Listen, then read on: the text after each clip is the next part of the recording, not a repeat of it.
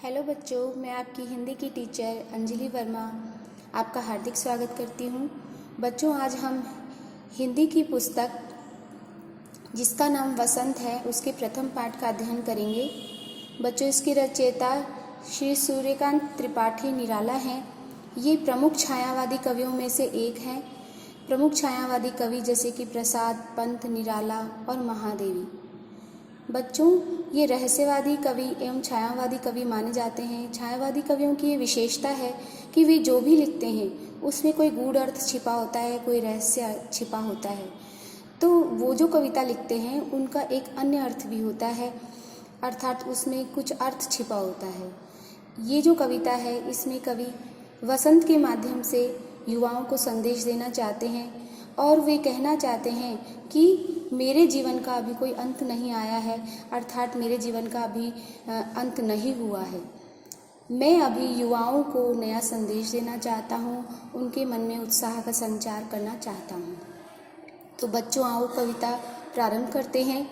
कविता की पहली पंक्ति है, अभी न होगा मेरा अंत, अभी अभी ही तो आया है मेरे मन में मृदुल वसंत। अभी न होगा मेरा अंत, अर्थात कवि कह रहा है कि अभी मेरा अंत नहीं हुआ है, अर्थात मेरे जीवन का, मेरे रचनात्मक जीवन का अभी कोई अंत नहीं आया है और अभी अभी ही तो मेरे वन में, यानी मेरे जीवन रूपी वन में, उद्यान में, बगीचे में मृदुल वसंत आया है। बच्चों, जब वसंत आता है तब क्या होता है? चारों तरफ हरे हरे पत्ते होते हैं और रंग बिरंगे फूल प्रकृति में खिल जाते हैं। चारों तरफ हरियाली ही हरियाली होती है। मन इस हरियाली को देखकर प्रसन्न हो जाता है, अर्थात वसंत ऋतु यौवनावस्था का प्रतीक है। जब मेरे जीवन में अभी अभी वसंत ऋतु ने प्रवेश किया है तो मेरा अंत कैसे हो सकता है? बच्चों, यहाँ पर कवि ये संदेश देना चाहते हैं आजकल के युवाओं को कि उन्होंने जीवन में हार नहीं माननी चाहिए। अपने जीवन में हमेशा वसंत को मानना चाहिए, अर्थात जिस प्रकार वसंत में चारों तरफ हरियाली होती है, फूल खिले होते हैं, उसी प्रकार उदास, जीवन से दुखी और निराश युवकों को यहाँ पर ये संदेश देना चाहते हैं कि जिस प्रकार मेरे जीवन में अभी कोई अंत नहीं आया है, मेरे जीवन में अभी अभी वसंत का आगमन हुआ है, उसी प्रकार युवाओं को भी सदैव उत्साह और उमंग से भरे रहना चाहिए। आगे वो कहते हैं कि हरे हरे ये पात, यानी ये हरे हरे पत्तियाँ, वसंत ऋतु का वर्णन करते हुए कवि कहते हैं कि जब वसंत ऋतु होती है तो चारों तरफ हरी हरी पत्तियाँ होती है और डालियाँ, कलियाँ, कोमल गात। कोमल गात, गात का मतलब वैसे शरीर होता है, लेकिन डालियाँ यहाँ पर शरीर वृक्ष के अर्थ में आया है, अर्थात वृक्ष के शरीर पर, अर्थात वृक्ष के ऊपर नई नई डालियाँ आ गई हैं और नई नई कलियाँ खिल गई हैं और नवीन नवीन हरे हरे पत्ते आ गए हैं। यहाँ पर ये हरे हरे पत्ते, हरी हरी डालियाँ, ये सुंदर कलियाँ, ये सब युवा लोगों का प्रतीक है, अर्थात जो युवा अवस्था में जिन्होंने प्रवेश किया है, ऐसे लोग, उनके लिए यहाँ पर कवि ने ये कहा है कि ये जो हरी हरी पत्तियाँ हैं, डालियाँ हैं, कलियाँ हैं, ये सब, इन सब को मैं ही नवीनता का संदेश दूंगा, इनमें मैं ही उत्साह का संचार करूंगा। ये उदास हो, निराश हो, ऐसा मैं कभी नहीं चाहूँगा। इनके अंतर्गत मैं हमेशा उत्साह फैलाऊंगा। और कवि अपनी रचनाओं के माध्यम से, अपनी रचनाओं में स्थित उत्साह, ओज, उमंग के माध्यम से कवि इन युवाओं के हृदय में उत्साह का संचार करना चाहता है।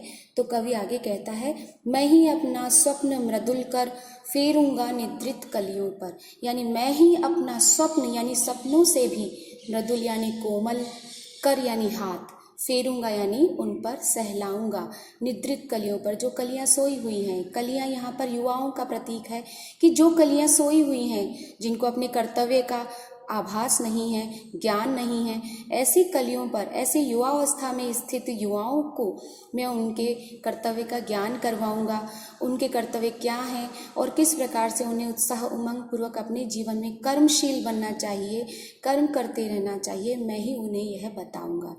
जगह एक प्रत्युष मनोहर, और उनके जीवन में मैं प्रत्युष लेकर आऊँगा, यानी सूरज से भरी हुई सुबह लेकर आऊँगा।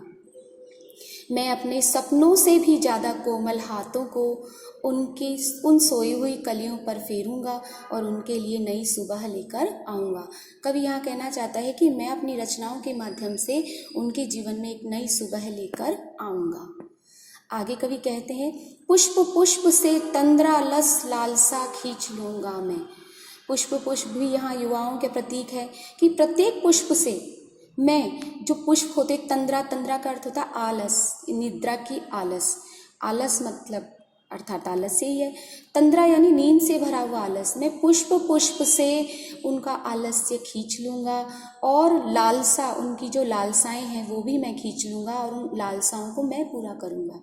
अपने नवजीवन का अमृत सहर्ष सींच दूंगा मैं। और जिस प्रकार चारों तरफ वसंत ऋतु में अमृत ही अमृत फैल जाता है जीवन का, ऐसे ही उस नव जीवन के अमृत को, मेरे जीवन के उत्साह उमंग रूपी अमृत को मैं उन पुष्प पर सींच दूंगा। अर्थात प्रसन्नता पूर्वक मैं युवाओं के जीवन में उत्साह और उमंग भर दूंगा। द्वार दिखा दूंगा फिर उनको, है मेरे वे जहाँ अनंत, अभी न होगा मेरा अंत। अर्थात जब मैं उनके जीवन में उत्साह और उमंग भर दूंगा तो फिर उनके जितने भी दुख होंगे उनको मैं उनके जीवन से दूर कर दूंगा और उनके दुखों को मैं उनका द्वार दिखा दूंगा। अर्थात उनके दुखों को समाप्त कर दूंगा, उनके जीवन में सुख ही सुख, उमंग, उत्साह भर दूंगा। अर्थात मेरे जीवन का अभी कोई अंत नहीं है। अभी तो मैं अपनी रचनाओं के माध्यम से युवाओं को नया संदेश देना चाहता हूँ, कर्मशील बनने का संदेश देना चाहता हूँ।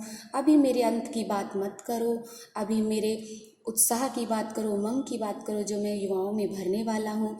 अभी मैं अपनी रचनाओं के माध्यम से उन्हें आशावादी संदेश देना चाहता हूँ। अभी ना होगा मेरा अंत, अभी ना होगा मेरा अंत। तो बच्चों, आज हमने इसकी व्याख्या पढ़ी। अब हम इसकी व्याख्या करते हुए, इसको अच्छी तरह पढ़ते हुए, समझते हुए इसकी व्याख्या करेंगे और इसके प्रश्नोत्तर करेंगे।